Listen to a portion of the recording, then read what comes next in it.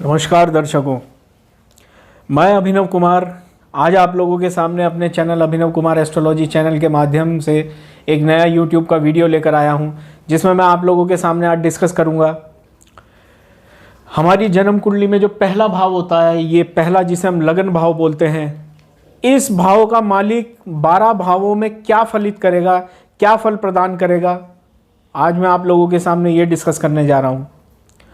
तो दर्शकों, जैसा कि हम जानते हैं कि इस दुनिया में सबसे पहले आते ही जातक को शरीर मिलता है। ये शरीर जातक का माँ के पेट में ही बनना शुरू हो जाता है, और जैसे ही ये शरीर मिलता है और आदमी इस दुनिया में आता है तो सबसे पहला भाव, उसका सबसे पहली चीज़ जो उसे मिलती है इस दुनिया में, शरीर।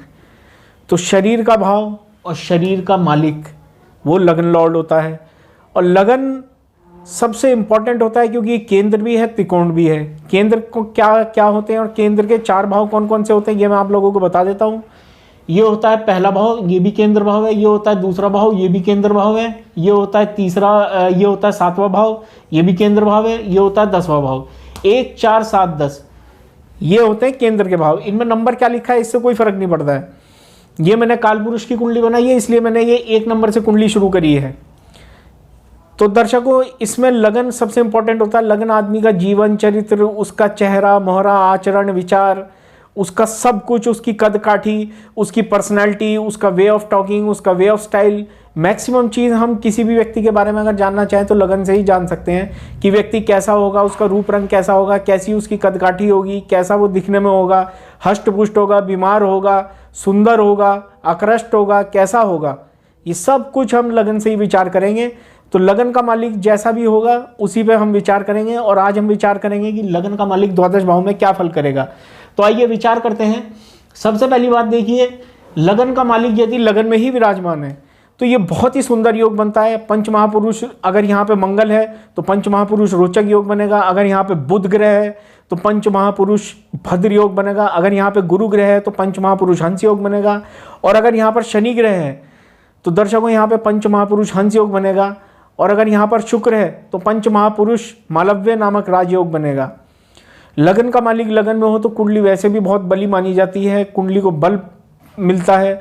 लगन को बल मिलना यानी कुंडली को बल मिलना, जातक को सेल्फ को बल मिलना। किसी भी विपदा परेशानी में, हर परिस्थिति में जातक अपने रास्ते खुद बनाता है। विषम परिस्थितियों में भी लड़ने की कैपेबिलिटी रखता है। और जातक तरक्की करने के लिए अपने मार्ग स्वयं बनाता है। और ऐसा आदमी बहुत तरक्की भी करता है जब लग्नेश की महादशा आ जाए और लग्नेश लगन में ही हो। और ऐसा जातक दिखने में सुंदर होता है, गुणी होता है, गुणवान होता है, सभ्य होता है, उसकी वाणी बड़ी अच्छी होती है।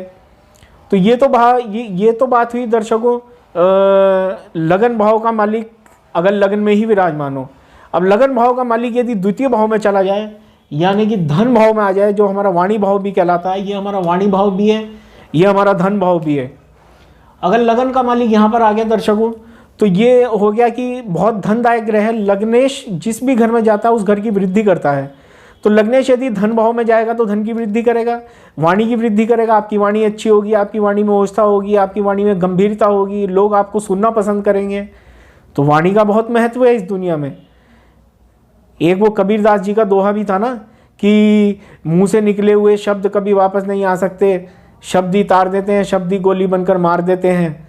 तो दर्शकों, वाणी किस आदमी की कैसी होगी ये भी हम लगन से विचार कर सकते हैं। अगर लगन भाव का मालिक धन भाव में जाता है तो व्यक्ति की वाणी अच्छी होगी, उसकी वाणी सुंदर होगी, उसकी वाणी में आकर्षण होगा और उसके बाद धन भी एकत्रित होगा समय समय पर। तो दर्शकों, धन लग्नेश जहाँ भी जाएंगे वहाँ की वृद्धि करेंगे। अब बात करते हैं लग्नेश यदि 3rd हाउस में आते हैं यानी पराक्रम के घर में।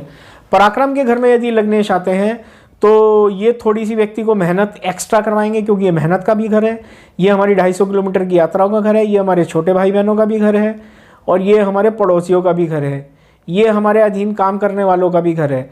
तो दर्शकों, ऐसी स्थिति में यहाँ पर लग्नेश आएंगे तो मेहनती बनाएंगे। बशर्ते अगर यहाँ पर मंगल होगा तो वो राजयोग बना देगा, क्योंकि मंगल तीसरे का कारक भी है। और अगर यहाँ पर बाकी ग्रह आएंगे बुध, गुरु, शुक्र, तो ये सब लोग व्यक्ति को अधिक मेहनत के, अधिक परिश्रम कराकर ही सफल करेंगे। अब बात करते हैं चतुर्थ स्थान की।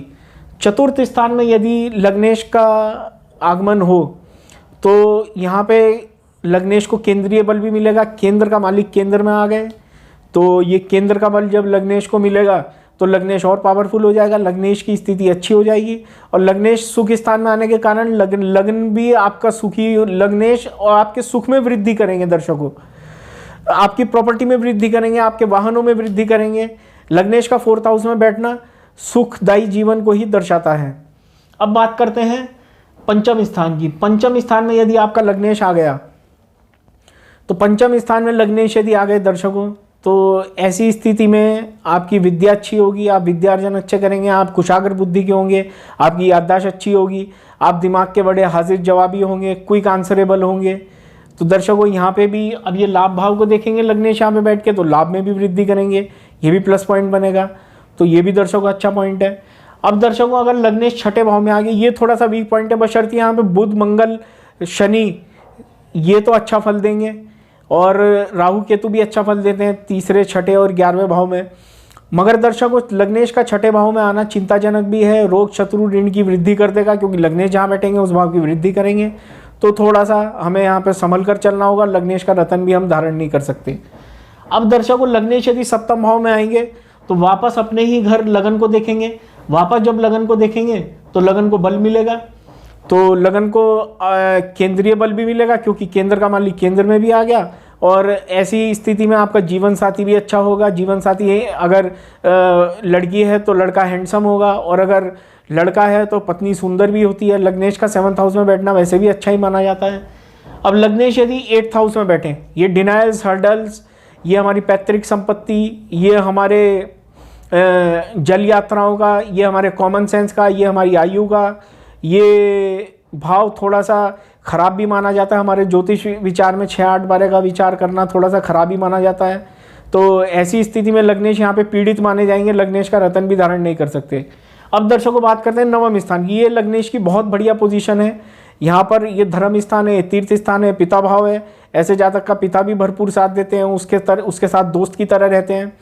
और लग्नेश का 9th हाउस में आना यानी कि उसका लक फैक्टर भी उसका साथ देगा, बशर्ते 9th हाउस के लॉर्ड की भी पोजीशन मजबूत हो कुंडली में, तो और अच्छा फल मिलता है 9th हाउस का। आपकी डेस्टिनी अच्छी होगी, आपका फॉर्च्यून अच्छा होगा, आप सोने की चांदी की चम्मच लेकर पैदा होंगे जन्म से ही।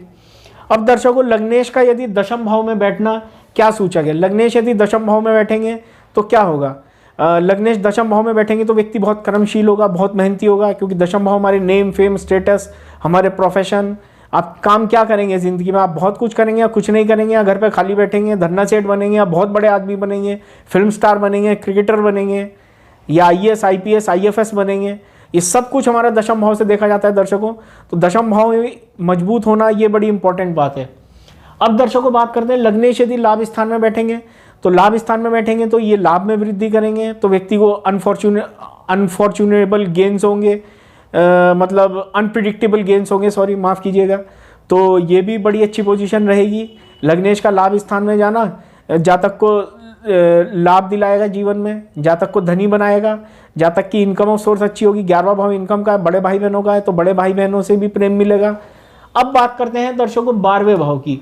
12वां भाव जो हमारी कुंडली का अंतिम भाव है, यहाँ पर अगर लग्नेश बैठते हैं तो 6-8-12 में लग्नेश वैसे भी अच्छे नहीं माने जाते, और ये कुंडली से आखिरी भाव है और आखिरी भाव है।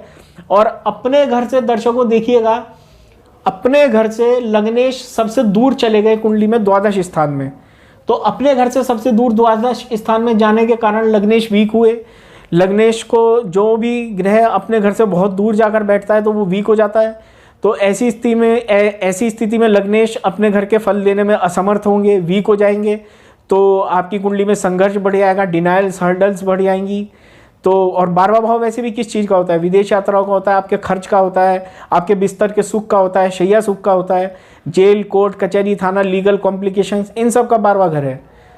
अब देखना ये भी पड़ेगा कि 12वें घर का मालिक किधर, अगर 12वें घर का मालिक लगन में आ जाए, लगन का मालिक 12वें घर में चला गया तो फिर भी थोड़ी सी इस योग में कमी आ जाएगी बुरे प्रभाव में, क्योंकि आप मेरे घर में, मैं आपके घर में, यानी कि राशि परिवर्तन योग। तो दर्शकों आज मैंने आपके सामने डिस्कस करा कि अगर लगन का मालिक द्वादश भाव में जाए तो क्या फलित करेगा, ये मैंने आपके सामने डिस्कस करा। और मैं पहले भी आपके सामने कई YouTube वीडियोस लेकर आ चुका हूं। अगर आप मेरे YouTube चैनल से जुड़े हुए हैं तो आपने देखा होगा कि मैं एक सीरीज़ लेकर आया था सेलिब्रिटीज़ हॉरोस्कोप एनालिसिस, एक मैं प्लैनेट हॉरोस्कोप एनालिसिस लाया था कि हर ग्रह क्या प्रभाव देगा, और आज वाला जो मैं एपिसोड आपके सामने लेकर आया हूँ ये मैं लग्नेश का द्वादश भाव में फल लेकर आया हूँ। लग्न जो कि हमारा सबसे इंपॉर्टेंट भाव है दर्शकों। तो दर्शकों, मैं उम्मीद करता हूँ, मैं आशा करता हूँ कि आपको मेरे द्वारा दी गई जानकारी बहुत पसंद आई होगी और आपने मेरा YouTube वीडियो पूरा देखा होगा, और मैं भविष्य में भी आप लोगों के सामने ऐसे ही रोचक भरे तथ्य भरे वीडियोस लेकर आता रहूँगा।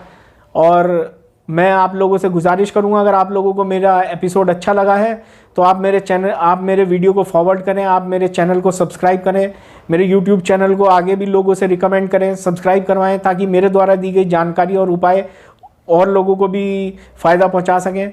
और अगर आप लोग मेरे से डायरेक्ट मिलना चाहते हैं तो मेरे से आप मेरे व्हाट्सएप नंबर से भी जुड़ सकते हैं। मेरा व्हाट्सएप नंबर है 9897823599। तो दर्शकों, आज के लिए मैं इजाज़त चाहता हूं, और आज के लिए बस इतना ही। नमस्कार।